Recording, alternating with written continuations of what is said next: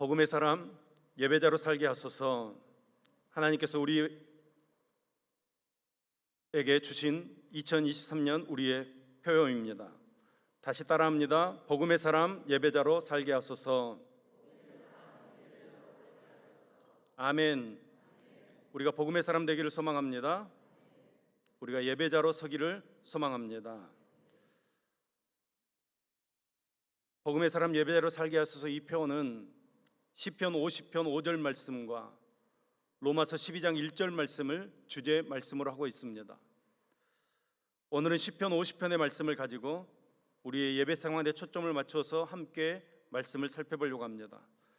오늘 말씀을 통해서 저와 여러분에게 말씀하시는 성령 하나님의 음성을 분명하게 들을 수 있기를 소망합니다.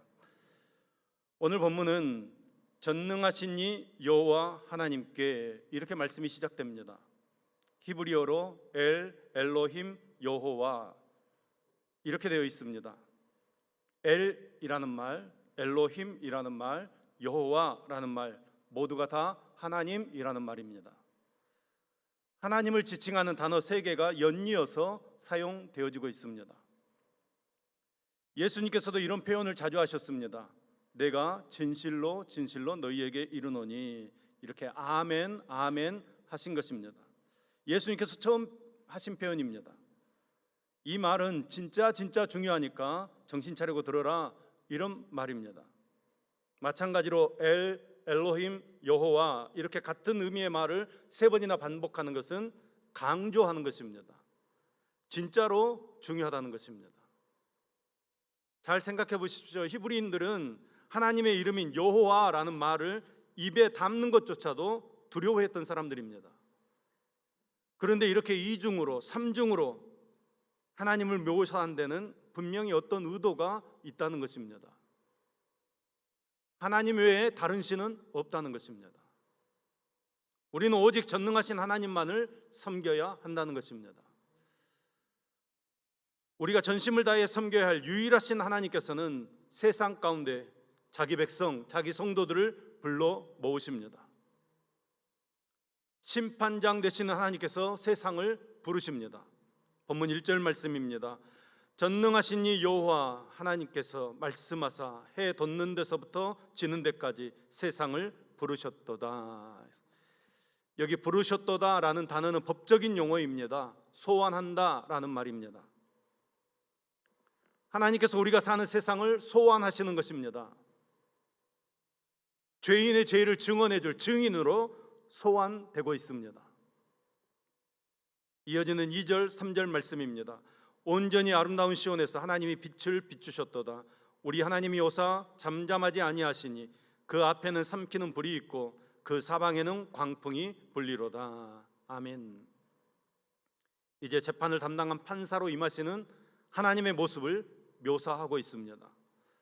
하나님께서는 빛과 불과 그리고 광풍으로 세상에 임하십니다. 권위를 가지고 세상에 임하신다는 것입니다. 여러분, 어떤 권위로 임하십니까? 세상을 심판하기 위해서 임하십니다. 재판장이 등장하셨고 또 증인이 소환되었습니다. 이제 남은 것은 피고를 부르는 것입니다. 5절 말씀입니다. 이르시되 나의 성도들을 내 앞에 모으라. 그들은 제사로 나와 언약한 이들이니라 하시도다. 아멘. 피고는 평생 하나님께 예배드리러 언약한 백성들이 피고로 불러집니다. 언약한 백성들을 피고로 부르시는 것입니다. 언약한 백성이, 즉 이스라엘 백성들이 제사를 잘못 드리고 있기 때문에 그 죄를 물으시기 위해서 하나님께서 부르시는 것입니다. 그렇다면 여러분, 우리가 살고 있는 이 시대에 언약한 백성은 누구입니까? 죄를 회개하고 구원받아 평생 예배자로 살기로 작정한 사람들, 복음의 사람, 그리스도인, 바로 저와 여러분 오늘 피고로 소환당하고 있는 것입니다. 이제 재판이 시작되기 바로 직전입니다. 6절 말씀입니다. 하늘이 그의 공의를 선포하리니 하나님 그는 심판장이심이로다. 심판장, 즉 공의의 하나님께서 재판석에 착석하십니다. 이제 이스라엘 백성들을 향한 하나님의 재판이 시작됩니다. 하나님의 재판이 시작되자 검사가 언약한 백성들의 죄를 고발하고 있습니다. 백성들의 형식적인 예배를 고발하고 있습니다. 8절 말씀입니다. 나는 내 재물 때문에 너를 책망하지는 아니하리니 내 번제가 항상 내 앞에 있음이로다. 아멘. 이스라엘 백성들이 제사를 드리지 않았거나 재물을 가지고 오지 않은 것이 아니라는 말씀입니다. 그들은 분명히 제사를 드렸습니다. 재물도 가지고 나왔습니다. 그러니까 겉으로 보면 책망하거나 꾸짖을 것이 없습니다. 율법적으로 보아도 잘못된 부분이 없습니다. 그런데 무엇이 문제입니까? 이스라엘 백성들이 제사도 드렸고 재물도 가지고 나왔지만 다 형식에 불과했다는 것입니다. 그들이 드린 제사에 그들의 마음이 들어가 있지 않았고 그들의 진심이 들어가 있지 않았다는 것입니다. 우리가 잘 아는 표현대로 그들의 예배는 영과 진리로 드려지는 예배가 아니었다는 것입니다. 오히려 그들이 제사와 예물을 드릴 때에 마치 하나님께서 그것을 원하시는 것처럼 하나님께서 그 제사와 제물을 받기를 원하시기 때문에 우리가 의무감으로 드린다, 그런 마음으로 드렸다는 것입니다. 당시에 이방 종교들은 신들의 기분을 달래기 위해서 제물을 바쳤습니다. 나에게 어떤 일이 일어나거나 나에게 어떤 어려움이 닥치면 화가 난 신들의 마음을 달래주기 위해서 제물을 드렸던 것입니다. 내가 복을 받으려면 제물을 드려야 복을 받습니다. 그러니까 말하자면 이방 종교에서 드리는 제사와 제물은 일종의 뇌물이라고 말할 수 있습니다. 그런데 당시 이스라엘 백성들도 자신들의 그 제사와 제물이 마치 하나님의 기분을 맞춰드리는 것으로 이해했다는 것입니다. 겉으로는 훌륭한 제사를 드렸지만 그 마음의 동기가 잘못된 그들의 제사와 제물이 결국은 하나님을 무시하는 것이 되고 말았다는 것입니다. 꼬박꼬박 제사 드리고 제물도 가지고 나왔지만 마음이 올바르지 못했다는 것입니다. 하나님께서는 이스라엘 백성들의 그런 잘못된 생각과 마음을 지금 지적하고 계시는 것입니다. 여러분, 하나님께서 우리의 삶에 필요한 모든 것을 공급해 주시는 하나님이십니다. 우리는 하나님께서 주시는 것들을 은혜 받아서 누리며 살고 있습니다. 우리가 하나님께 드리는 것들 다 하나님께서 주신 것들입니다. 다 하나님께서 주신 것들 다시 돌려드리는 것에 불과한 것입니다.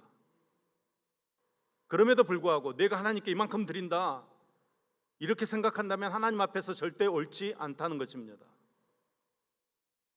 하나님께서 좀 더 이제 구체적으로 그것을 약간 비꼬는 말투로 백성들을 책망하고 계십니다. 9절 말씀입니다.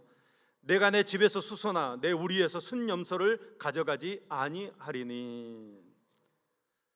먼저 이스라엘 백성들이 그런 식으로 하나님 앞에 얘기했습니다. 야, 나는 오늘 하나님께 숫소를 드렸어. 나는 하나님께 순염소를 드렸어. 하나님 엄청 기뻐하실 거야. 하나님께서 너무 좋아하실 거야. 여러분, 이런 모습들은 그들의 교만, 그들의 의를 드러내는 모습입니다. 하나님께서는 그들이 말한 그 표현 그대로 받아서 내가 내 집에서 숫소나 내 우리에서 염소를 가져가지 않겠다 이렇게 지금 말씀하시는 것입니다. 그리고 계속 이어지는 말씀에서 내 것 가지고 하나님께 드렸다 이렇게 떠들어대는 그들을 향해서 하나님께서 뭐라고 말씀하십니까? 12절 하반절 말씀입니다.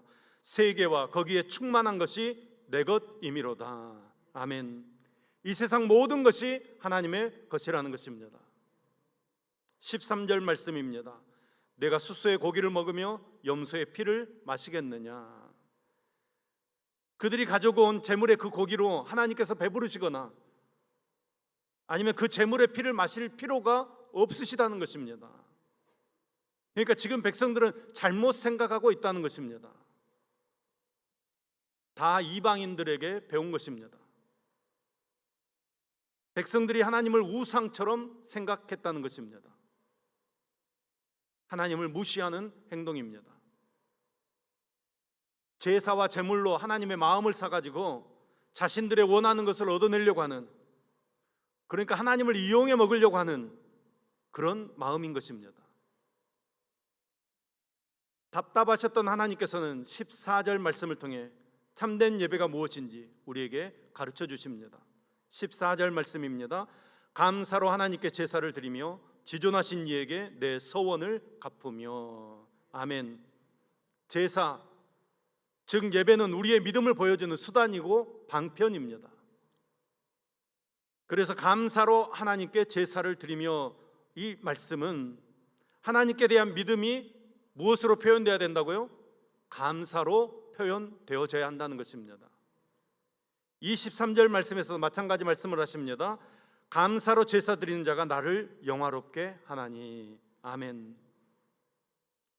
우리가 매 주일 드리는 예배가 형식적인 예배가 아닌 살아있는 예배라는 사실을 무엇으로 증명할 수 있는가? 우리의 예배 속에 감사가 녹아져 있어야 합니다. 그래야 우리가 예배로 하나님을 영화롭게 할 수 있는 것입니다. 참된 예배는 감사로 드리는 예배라고 우리에게 가르쳐 주시는 것입니다. 계속된 말씀을 보면 하나님께서는 감사하는 그 사람을 환난 날에 건져 주시겠다고 약속하십니다. 14절 15절 말씀입니다. 감사로 하나님께 제사를 드리며 지존하신 이에게 내 서원을 갚으며 환난 날에 나를 부르라. 내가 너를 건지리니 내가 나를 영화롭게 하리로다. 아멘. 아멘. 여기서 아삽은 감사의 제사를 서원하고 연결시키고 있습니다. 여러분, 서원이라는 것은 강력한 약속을 말합니다. 하나님 앞에서 반드시 지키겠다고 약속한 것입니다. 하나님 앞에서 정말 이렇게 살겠습니다 결단한 것이 서원입니다. 그런데 이스라엘 백성들은 하나님 앞에서 약속한 것은 제대로 지키지 않고 살았습니다. 자기 마음대로 살았습니다. 그러면서 제사만 거룩한 척 드리는 것입니다. 하나님의 백성이라고 하면서도 불의가 판을 치고 부정부패와 악이 판을 치고 가난한 사람 멸시하고 자기 마음대로 살고 회개하지 않는 삶을 살아가는 것입니다. 여러분, 그 마지막은 하나님의 심판을 받아 멸망받는 것입니다. 그래서 하나님 말씀하시는 것입니다. 하나님 백성이면 하나님 백성답게 약속 지키고 거룩하게 살라는 것입니다. 그것이 바른 예배이고 바른 감사라고 말씀하고 있습니다. 여러분, 우리가 주일날 이렇게 하나님께 예배드리고 은혜 받는 것 매우 중요합니다. 우리 신앙생활에서 매우 중요한 것입니다. 그런데 여러분, 은혜 받는 것만으로 하나님께 영광이 충분히 되지 않습니다. 정말 은혜 받았으면 거기에 걸맞는 삶을 살아야 주님께 영광이 되는 것입니다. 그러니까 우리가 입으로만이 아니라 삶에서도 하나님 앞에 감사로 제사를 드리며 살아갈 때 하나님께서 그 예배를 영광으로 받으시고 환난에서 우리를 건져 주실 줄로 믿습니다. 그런데 이스라엘 백성들은 그런 삶을 살지 못했다는 것입니다. 이어지는 16절 말씀부터는 하나님께서 이스라엘 백성들의 위선적인 삶을 고발하고 있습니다.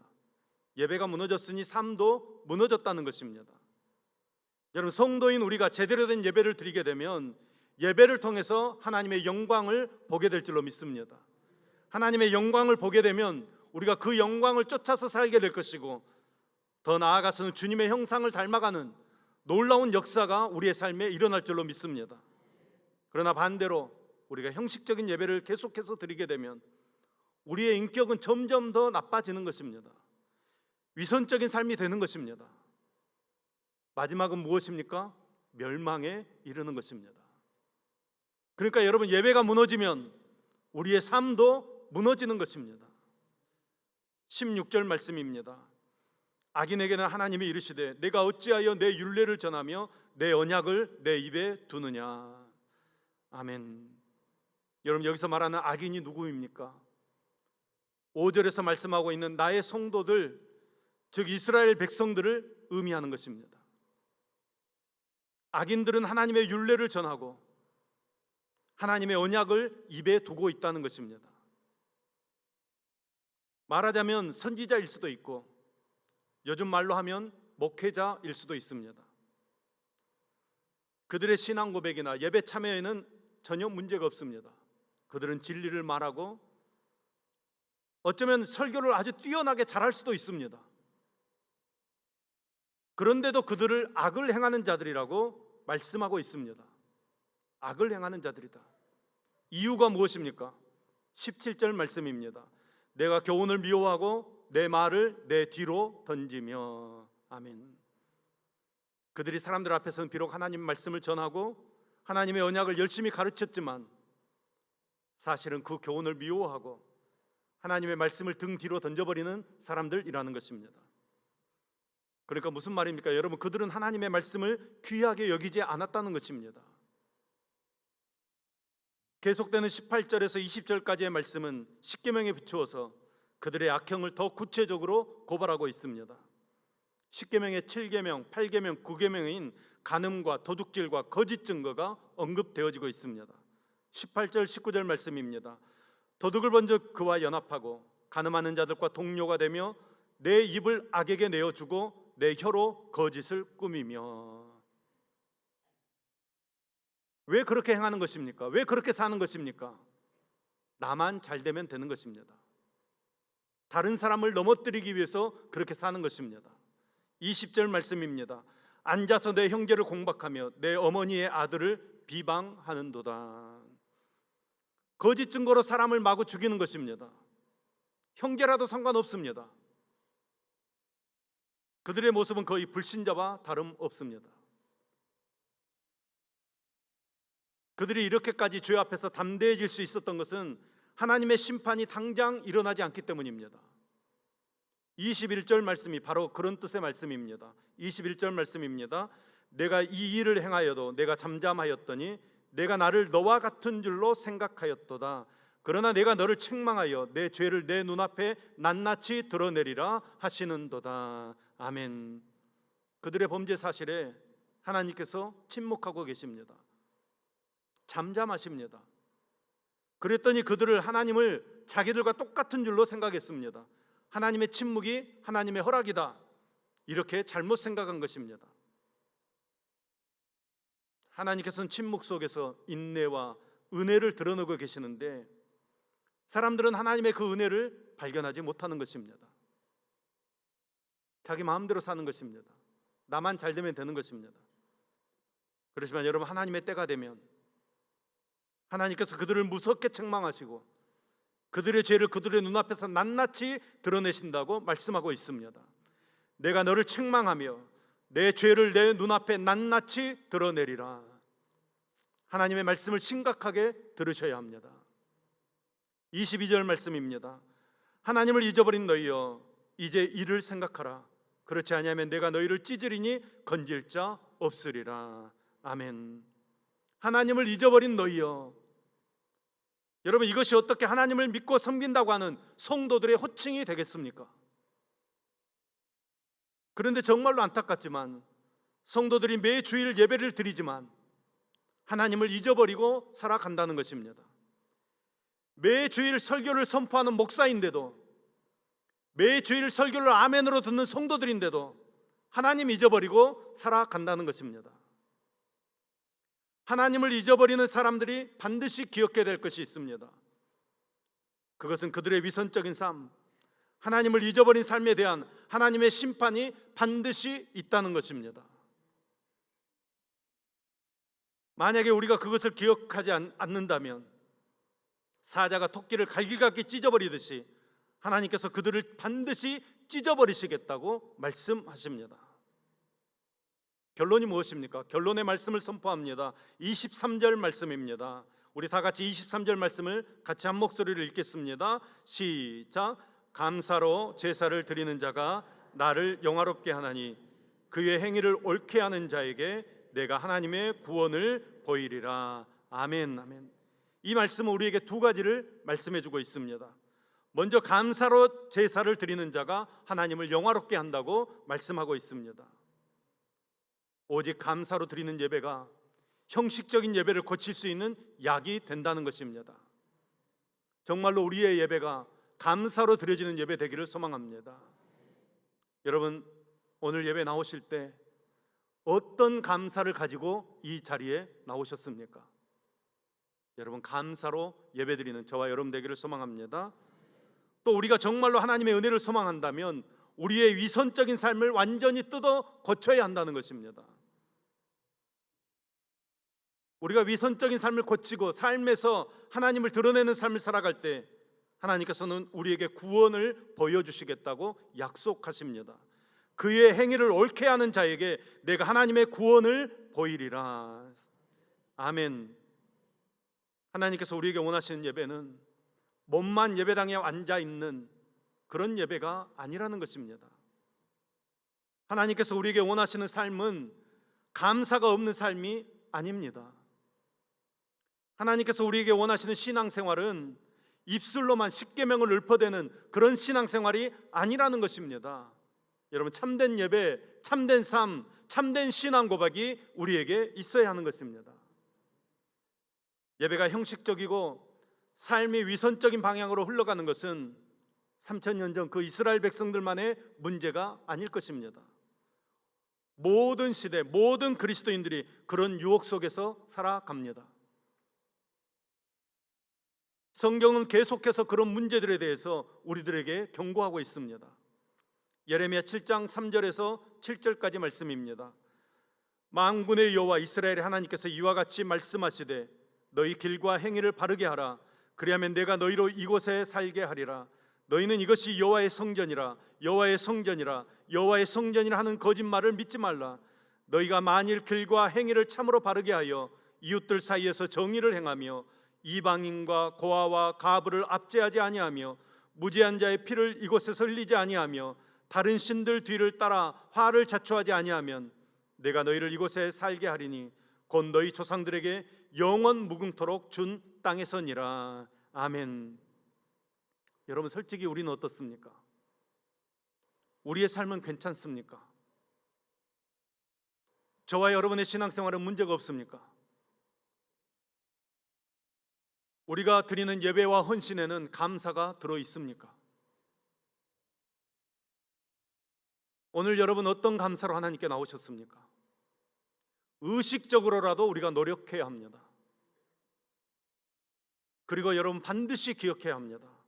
예배에 감사가 없으면 형식적인 예배가 되는 것이고, 그런 형식적인 예배가 결국 우리로 하여금 위선적인 삶을 살게 하는 것입니다. 하지만 여러분, 예배에 감사가 있으면 우리가 하나님을 영화롭게 할 수 있습니다. 하나님의 영광을 보게 될 줄로 믿습니다.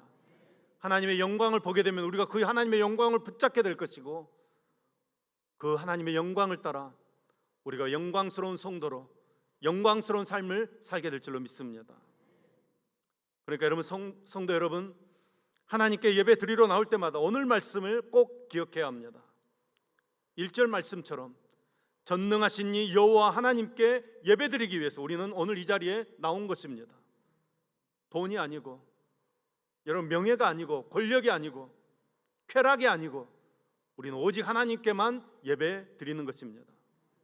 이 예배 드리는 이 시간만큼은 어떤 우상도 끼어들지 않도록 우리가 하나님께만 집중해야 합니다.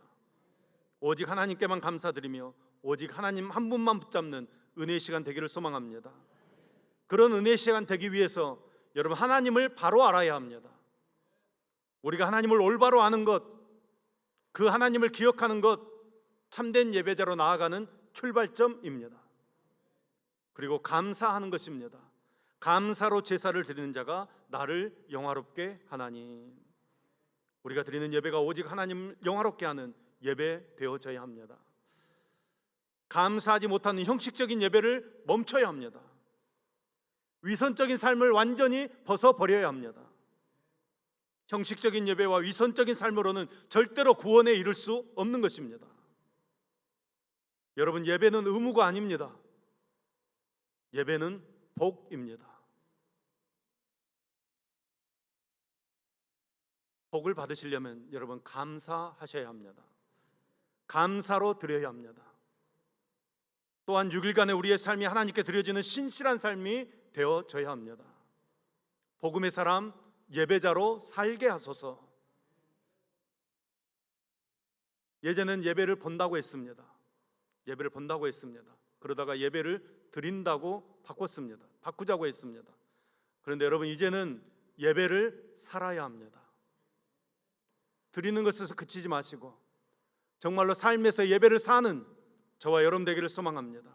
감사로 예배드림으로, 삶으로 예배드림으로 예배 때마다 하나님의 은혜를 누리는 저와 여러분 될 수 있기를 소망합니다.